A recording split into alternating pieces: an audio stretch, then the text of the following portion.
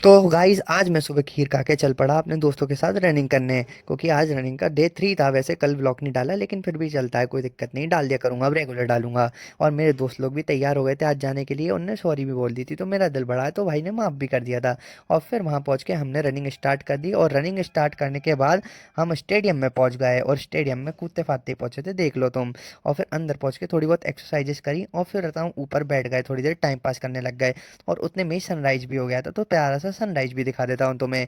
और एक बात कहना चाहूँगा भाई, सुबह उठना क्यों ज़रूरी है? भाई सुबह उठना इसलिए ज़रूरी है क्योंकि एक दिनचर्या होनी चाहिए व्यक्ति की। जो व्यक्ति सुबह सूर्य उदय से पहले उठता है, उसकी दिनचर्या सबसे अच्छी मानी जाती है, और ये तो हमारे भारतीयों का सिद्धांत रहा है, सुबह जल्दी उठना।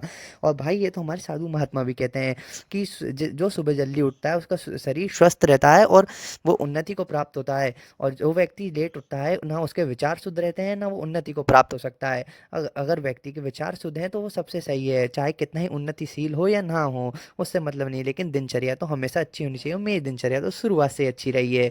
और आगे बढ़ते हैं। और आज मेरे दोस्त के पास पैसे थे, तो भाई वैसे तो मैं बाहर की चीज़ें कम खाता हूँ, लेकिन दोस्त के पैसे खर्च कराने में मुझे अलग मज़ा आता है, तो मैंने उसके पैसे के समोसे खा लिए। लेकिन नेक्स्ट टाइम नहीं खाऊंगा बाहर की चीज़ें।